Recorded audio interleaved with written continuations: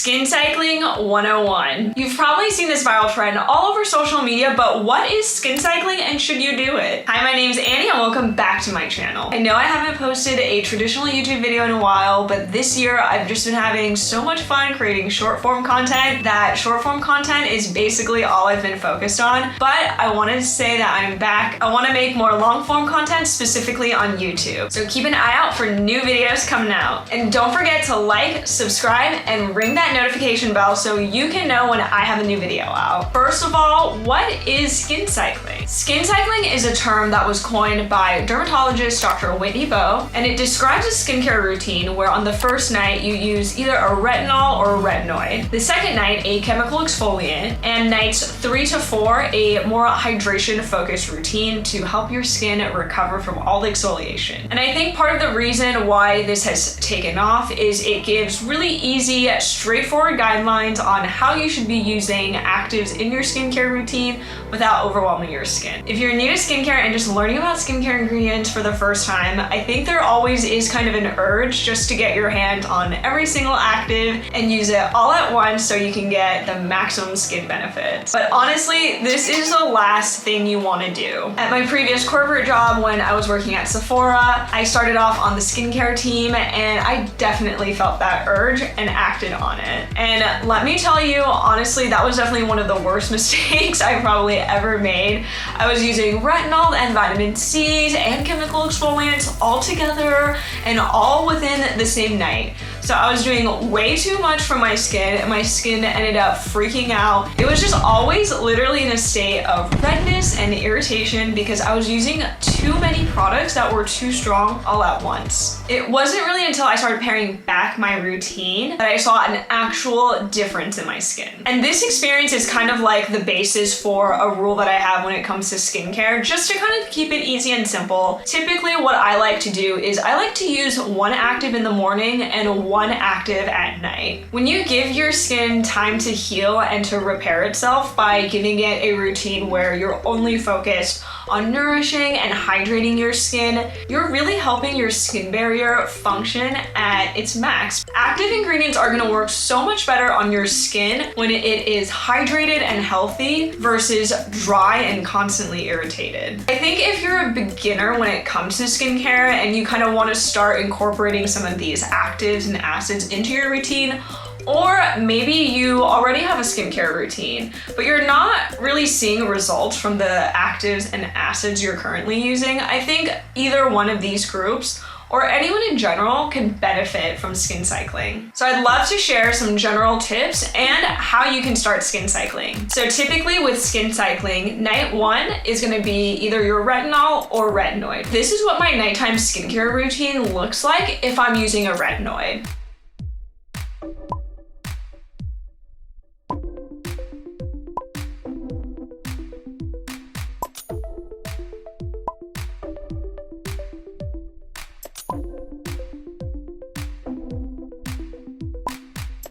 Retinol and retinoids are probably the most studied skincare ingredients that exist. And the research says that both of these ingredients are great for addressing a variety of skincare concerns, ranging from fine lines and wrinkles, acne, dark spots, etc. So anytime anyone asks me what's the one ingredient that they should use in their skincare routine, besides sunscreen of course, that would definitely have to be either retinol or retinoid. Since this group of ingredients brings such amazing benefits to the skin, they are also very strong. If you've ever tried a retinol, you probably know what I'm talking about. So my retinoid of choice is tretinoin. It is a prescription only ingredient, or you can use a site like Apostrophe or Curology to order it online. And I love tretinoin because it has literally transformed my skin. Once I got my skin used to tretinoin and I got into a cycle of using it multiple times a week, it's made a bigger impact with my skin than any other skincare ingredient I've used. So I'm gonna continue to use tretinoin. There's also different strengths when it comes to retinoid. So with tretinoin, for example, I think the lowest might be like 0.01 maybe, or even 0.04.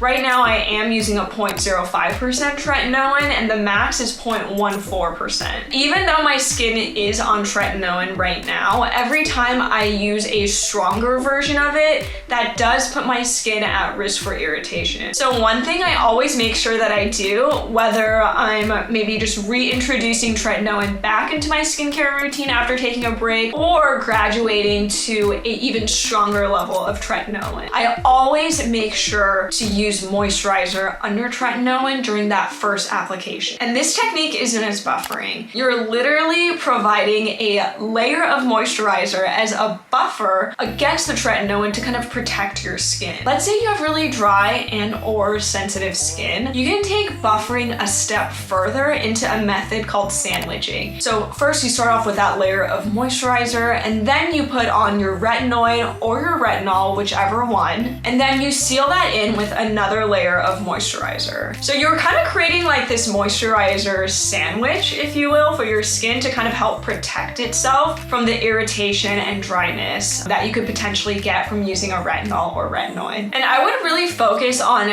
really working in your retinol or retinoid into your skincare routine where you can use it once every 3 to 4 days without your skin getting irritated. So if you're completely new to skincare, I would just focus on incorporating retinols, retinoids first. Don't think, oh, I have to do a retinol and I have to do an AHA all at once. It's okay to take your time and ease your skin into using these ingredients, especially if you haven't used it before. These can be very, very strong ingredients for your skin. You just want to make sure that you incorporate it without any excess irritation. So once your skin is used to retinols or retinoids without any irritation, this is a moment where you can start layering in a chemical exfoliant into your routine. And there are two types of chemical exfoliants. The first group is alpha hydroxy acid and the second group is beta hydroxy acid. And I really love using both groups of ingredients in my skincare routine every week. And this is what my nighttime skincare routine looks like if I'm using a chemical exfoliant.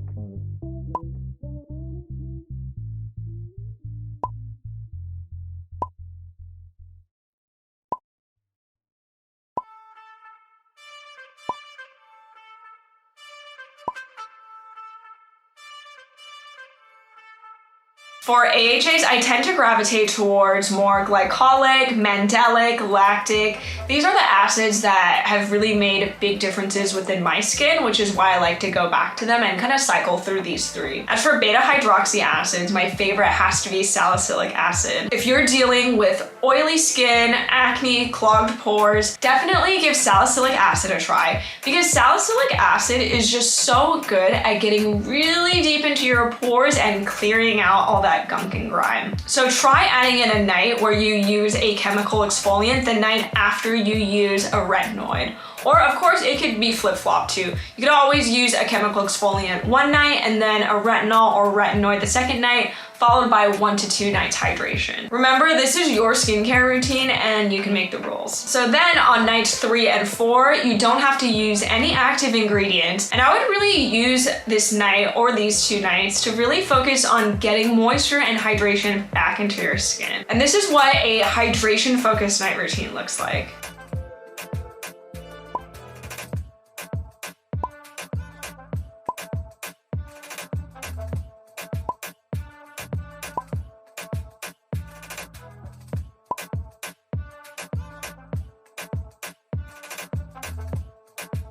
I like doing this 1 to 2 nights out of the week, and I find that if I give my skin this recovery time, actives just work so much better on my skin in the long run rather than trying to exfoliate my skin every single day. So for your hydration focus routine, I would look for products that have a lot of humectants, which are ingredients that keep water at the surface of your skin, and even an occlusive product like even Vaseline as well. And you can definitely be slugging on these nights. It's October now, so the weather's getting colder, and I find that once the weather starts getting colder, typically my skin gets drier, and that's when I start slugging again. And I usually do a few hydrating layers, as you can see from my different routines. And on hydration nights, I love sealing everything in with an occlusive layer like Vaseline or La Roche-Posay Cicaplast. This outer occlusive layer prevents water from evaporating from your skin, aka transepidermal water loss, which can cause dryness, which is what we don't want on hydration nights. Should you start skin cycling? Obviously, it's totally totally up to you. I think that anyone who is a beginner to skincare and wants to incorporate